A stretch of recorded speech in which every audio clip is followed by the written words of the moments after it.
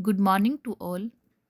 Teaching of commerce में जो last lectures थे हमारे, उसमें हमने लर्निंग रिसोर्सेज या टीचिंग एड्स के बारे में पढ़ा कि टीचिंग एड्स किस प्रकार एक टीचर की टीचिंग को इफ़ेक्टिव बनाती हैं। उसमें हमने बार बार बात की है कि जो चार्ट हैं, मॉडल हैं, पावर पॉइंट प्रेजेंटेशन है, ऑडियो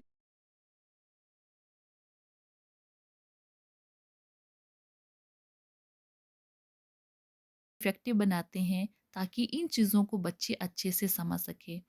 तो आज हम जो हमारी टीचिंग एड है मॉडल्स, उसके बारे में डिटेल में डिस्कस करेंगे। जो मॉडल है ये 3 डायमेंशनल एड है। Models are copies of real objects with suitable change in size, timing, safety and cost factors. They are 3 dimensional representations of real things. अर्थात मॉडल वास्तविक वस्तुओं के लघु रूप होते हैं जिनमें आकार, जटिलता, समय, संरक्षण तथा व्यय की दृष्टि से उचित परिवर्तन किए जाते हैं। ये वास्तविक वस्तुओं का त्रिआयामी प्रस्तुतिकरण है। ये बड़ी वस्तुओं को निरीक्षण की सुविधा के लिए छोटे आकार में प्रस्तुत करते हैं। ये वस्तुओं के भीतरी रूप को प्रस्तुत करते हैं जो सामान्यतः ढका रहता है और दिखाई नहीं देता। जो मॉडल हैं वो शिक्षण के प्रभावशाली सहायक साधन हैं।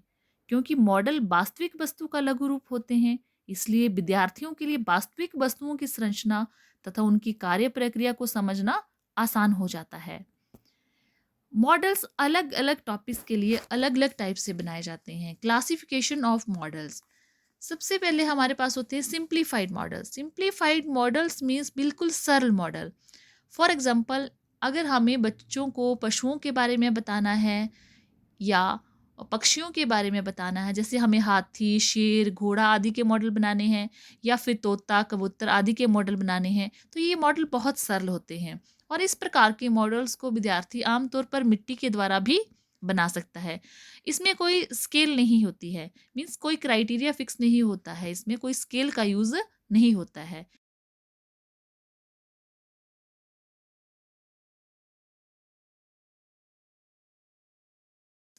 स्केल मॉडल सही स्केल पर वस्तुओं का लघु रूप प्रस्तुत करते हैं। फॉर एग्जाम्पल, जैसे अगर बच्चों को बांध के बारे में या डैम जैसी परियोजनाओं के बारे में बताना है, तो उसमें सही स्केल का प्रयोग किया जाता है। और इसके अलावा अगर शरीर की रचना का शिक्षण प्रदान करने के लिए मानव शरीर के विभिन्न अंगों को बनाना है, तो उस टाइम भी हम स्केल मॉडलों का प्रयोग करते हैं। और एक होते हैं वर्किंग मॉडल्स। वर्किंग मॉडल, जैसे ये मॉडल किसी भी प्रक्रिया को सरल रूप में दिखाने हेतु प्रयुक्त किए जाते हैं। फॉर एग्जाम्पल, अगर मानव मस्तिष्क का कार्यशील मॉडल बनाना है, तो ये उन सभी क्रियाओं का ज्ञान प्राप्त करने में उपयोगी सिद्ध होगा। अब है हमारे पास मॉकअप मॉडल्स। मॉकअप मॉडल्स विशेष प्रकार के होते हैं। ये जो मॉडल होते हैं, ये देखने में वास्तविक वस्तुओं के अनुरूप नहीं होते हैं। ये वस्तु के केवल सिर्फ कुछ तत्वों का अनुकरण करते हैं। जो रियल चीज़ है, रियल वस्तु है, उसकी तरह नहीं होते हैं। मीन्स इसमें जो नॉन फंक्शनल पार्ट्स होते हैं उनको छोड़ दिया जाता है और उन्हीं पार्ट्स को ऐसे मॉडल्स में शामिल किया जाता है जो पार्ट्स क्रियाशील होते हैं। ये तो थे हमारे मॉडल्स के वर्गीकरण कि मॉडल कितने प्रकार के बनाए जा सकते हैं। अब है प्रिंसिपल्स ऑफ यूजिंग मॉडल, कि मॉडल को बनाने के लिए हमें किन किन सिद्धांतों का पालन करना चाहिए, या फिर हम ऐसा कह सकते हैं कि जब हम मॉडल्स बनाते हैं तो हमें किन किन बातों का ध्यान रखना चाहिए। इसमें सबसे पहले हमें बच्चों की जो मैच्योरिटी लेवल है उसका ख्याल रखना चाहिए, क्योंकि मॉडल का प्रयोग करते समय बच्चों की मैच्योरिटी को ध्यान में रखना बहुत ही ज़्यादा आवश्यक है, क्योंकि उस मॉडल का प्रयोग कभी भी नहीं करना चाहिए जो बच्चों के लिए ज़्यादा मुश्किल है। इससे बच्चे चीज़ों को अच्छे से नहीं समझ पाएंगे। सेकेंड प्रिंसिपल है अरेंजमेंट्स। जो मॉडलों की व्यवस्था है इस प्रकार करनी चाहिए कि उनसे विद्यार्थियों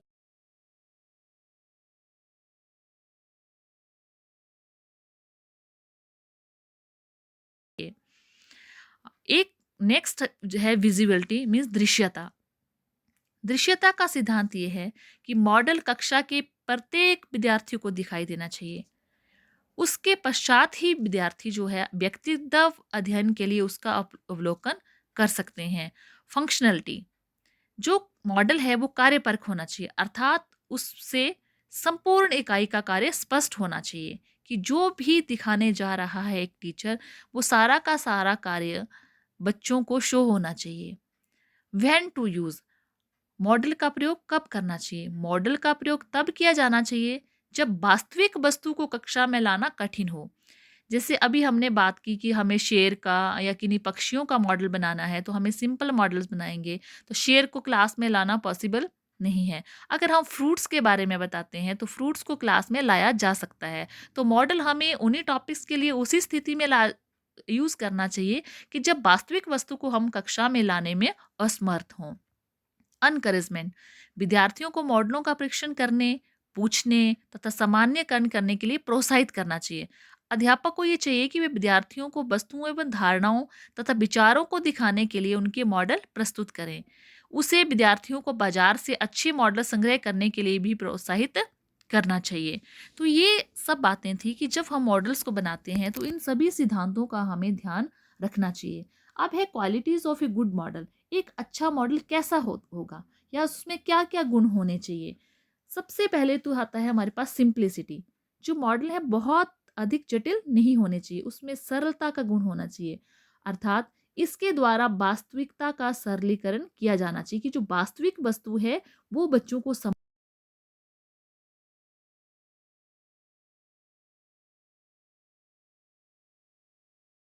बिल्कुल ठीक होना चाहिए, विशुद्ध होना चाहिए।